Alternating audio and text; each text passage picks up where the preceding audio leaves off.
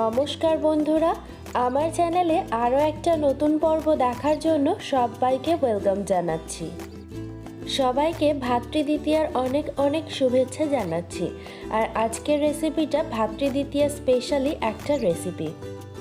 ভাতৃদ্বিতীয়া বা ভাইফোঁটার দিন ভাই বা দাদাকে এরকম একটা মিষ্টি বানিয়ে অবশ্যই কিন্তু সারপ্রাইজ করে দিতে হবে। চলুন তাহলে শুরু করি। তো এই রেসিপিটা বানানোর জন্য প্রথমে আমি একটা ফ্রাইং প্যান নিয়ে নিয়েছি। ওতে এবার দিয়ে দেব 4 চা চামচ ঘি। এই মিষ্টিটা বানানোর জন্য ঘিয়ের কিন্তু অবশ্যই ব্যবহার করতে হবে। তো ঘিটা দিয়ে এখন আমি হালকা একটু মেল্ট করে নেব। একটুখানি নাড়াচাড়া করে নিচ্ছি।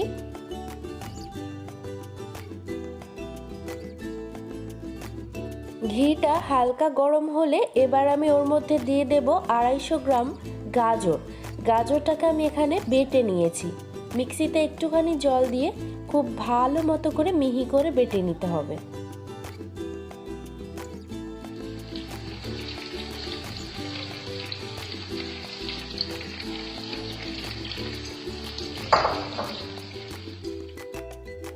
গাজরটাকে এখন আমি খুব ভালো করে নাড়াচাড়া করে মিডিয়াম টু লো ফ্লেমে কাঁচা গন্ধ চলে যাওয়া পর্যন্ত রান্না করে নেব। আর আজকের এই ছোট্ট রেসিপিটা আপনাদের সকলের কাছে সম্পূর্ণ দেখার অনুরোধ রইল। তো গাজরটা আমার খুব ভালো মতো করে ভাজা হয়ে গেছে। এখন আমি এর মধ্যে দিয়ে দেব 1/2 কাপ নারকেল বাটা। গাজরের সাথে নারকেল বাটাটাকে খুব ভালো করে মিশিয়ে নিয়ে 2 থেকে 3 মিনিটের জন্য রান্না করে নেব।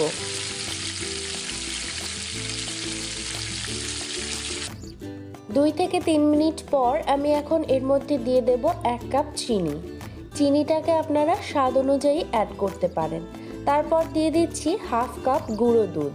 দিয়ে খুব ভালো করে সব কিছুকে আরও একবার মিশিয়ে নেব। এই পুরটাকে অনবরত নাড়াচাড়া করে পাক দিয়ে নিতে হবে যতক্ষণ না পর্যন্ত পুরটা কড়াইয়ের গা ছেড়ে দিচ্ছে।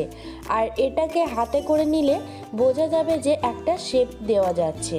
ততক্ষণ পর্যন্ত আমরা পুরটাকে রান্না করে নেব। আর ফ্লেমটা কিন্তু লো টু মিডিয়ামেই রাখতে হবে। তো এখন আমাদের পুরটা রেডি হয়ে গেছে। এবার আমরা পুরটাকে নামিয়ে নেব। পুরটাকে নামিয়ে ঠান্ডা করার দরকার নেই। যতটা গরম সহ্য করা যায় ততটা গরম গরমই কিন্তু আমাদের এই লাড্ডুগুলোকে বানিয়ে নিতে হবে। ঠান্ডা হয়ে গেলে কিন্তু পরে ঝরঝরে হয়ে যাবে, তখন আর কিন্তু লাড্ডু তৈরি হবে না। তো রেডি হয়ে গেল আমাদের আজকের রেসিপি গাজর নারকেলের লাড্ডু। আশা করছি এই রেসিপিটা আপনাদের খুবই ভালো লেগেছে। আর যদি ভালো লেগে থাকে অবশ্যই একটা লাইক করে দেবেন।